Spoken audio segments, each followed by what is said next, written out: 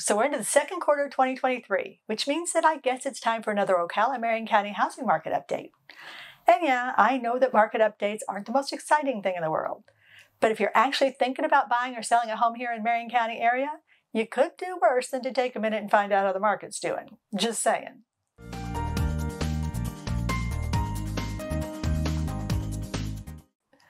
Hi there, I'm Stephanie Frost, and this is my channel where I talk about all things real estate in the Ocala and Marion County area. If you've been here before, welcome back, and if you're new, well, happy to have you, and I think that you've made a fine choice of viewing material. Stick around for a bit and remember to like and subscribe before you leave, because I do this nearly every week, and let's face it, sooner or later I'm bound to get good at it. And who'd want to miss that? So the housing stats just came out for April, and right now things are looking pretty good in our local housing market. Well, depending on what you were hoping for anyway. If you're a buyer who's been waiting and hoping for that housing market crash, you're still going to be pretty disappointed. Didn't happen yet, and not likely in the foreseeable future either. And one big reason for that is that with so many people moving to Florida in general, and Ocala in specific, demand is still pretty strong. We're still firmly in a seller's market with just a tick over 3 months supply of homes in inventory. And just as a reminder, anything under 6 months supply is considered a seller's market, and anything over that is a buyer's market. A 6-month supply of homes is the sweet spot, which would be a balanced market. So with 3 months supply of inventory, we've obviously got a ways to go before we get to that point. Now let's dive into the actual numbers so that we can get a better idea of what's been happening and maybe get a few clues as to where the Ocala market might be headed. Inventory-wise, from February of 2022 right up until February of this year, we saw a pretty steady increase in inventory. But that changed this past March and April as more sellers kept their homes off the market. And let's face it, a lot of current sellers have mortgage rates that are a whole lot lower than they are right now. So the prospect of selling their current home and buying a new one just isn't all that exciting. When all is said and done, active listings were down 1.5% from March, but they were still up significantly year over year, from 885 single-family homes in inventory in April of 2022 up to a whopping 2,167 homes available in April of this year.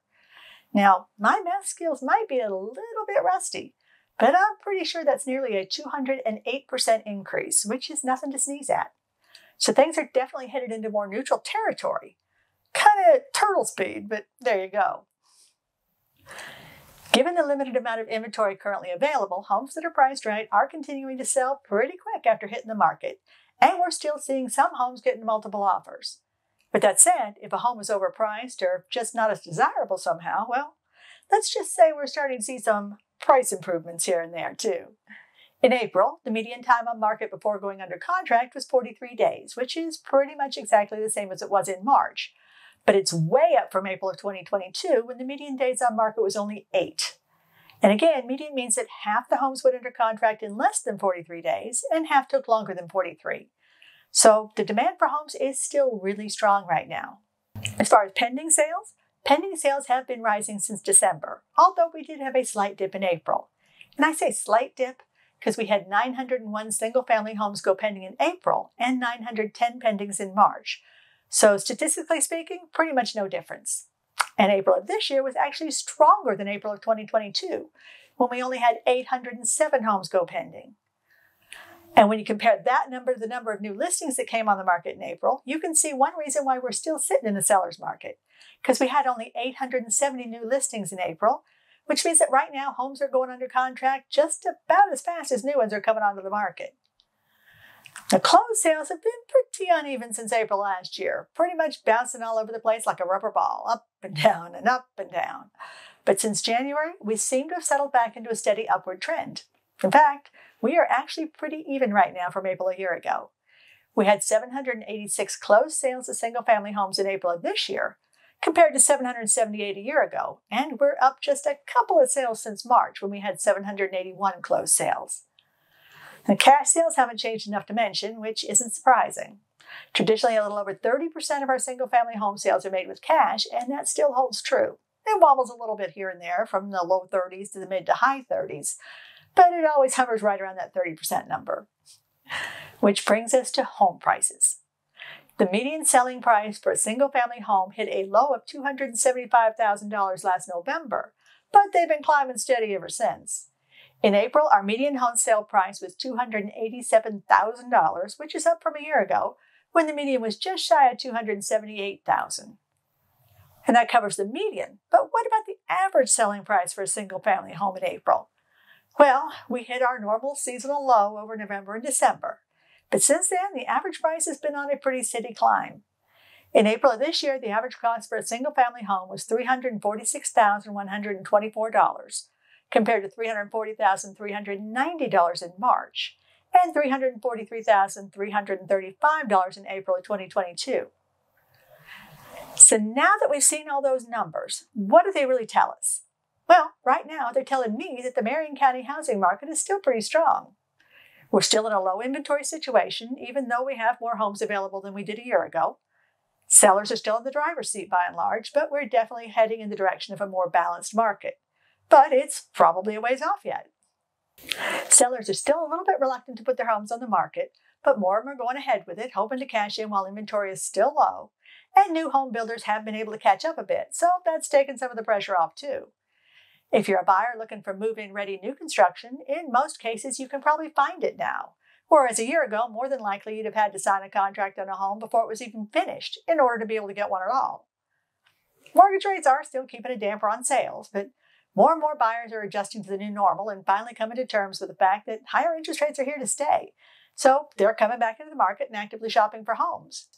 And if you're one of those buyers, well, there's a slight possibility that you might just be able to do a little bit of negotiating, depending on what and where you're buying. As with any real estate market, there are markets within markets, and competition's going to be different in all of them.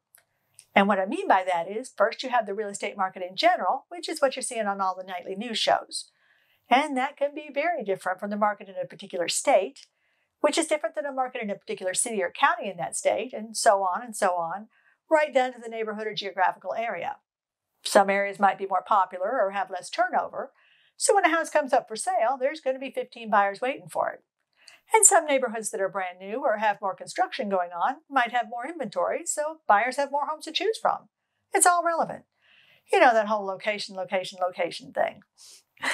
And look, I've said it before and I'll say it again. I don't have a crystal ball, at least not one that works. And nobody really knows where the market will be 6 months from now or even the day after tomorrow for that matter. There are a whole lot of moving parts to this economy, and most days it seems like none of them are moving together in any one direction. So all I can do is interpret the numbers that I'm seeing, and that's pretty much what you have to do too, and then apply them to your situation. But what I do know is that if you're considering selling your home right now here in Marion County, it is still a really good time to sell. You're going to have to be a little bit sensible about it, but this market's still going to be real good to you. And if you're in the market to buy your next home here, and maybe you're still on the fence about timing, well, it might just be a good time to start moving. Inventory's up, so you got a fair number of homes to choose from. Odds are you won't be having to deal with a bidding war. And if you're lucky, you might actually be able to do a little bit of negotiating. Facts are facts. You got to live somewhere, and odds are you're going to have to pay somebody for the privilege of living there. So why not just pay yourself by building equity in your very own home? I mean, if you can find the right home for a price or payment that you're comfortable with, then why not do it? And if you have any questions about the numbers that I've been rattling off, or the local market here in Ocala, or maybe you're actually ready to sell your home here or buy a new one, just reach out and I'd be happy to help. And if you're not any of those things, then by all means stick around and watch a few more of my videos until you are. And until next time, take care, and I'll see you soon.